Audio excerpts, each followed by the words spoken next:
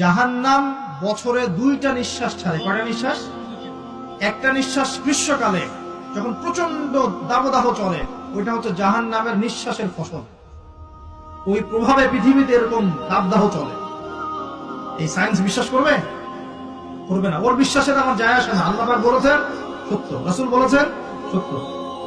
আরেকটা হচ্ছে শীতকালে যখন প্রচন্ড ঠান্ডা, তখন শীতকালে জাহান্নামের এমন একটা জায়গা আছে যেটা কিন্তু শীতল জায়গা। জাহান্নামের পুরো জায়গাটাই কিন্তু আগুন নয়, এমনও জায়গা আছে যেটা কি খুব শীতল। ওই শীতল অংশ শ্বাস ছাড়লে এই যে পৃথিবীতে সেই এই শীতের একটা প্রভাব চলে আসে, প্রচন্ড ঠান্ডা শৈত্যপ্রবাহ চলে আসে। এটা হয়তো অনেকে বিশ্বাস করবে না, মনে করবে যে ধর্মান্ধ কথাবার্তা। হাদিসে আছে নবী সাল্লাল্লাহু আলাইহি ওয়াসাল্লাম বলেছেন, কে সত্যবাদী?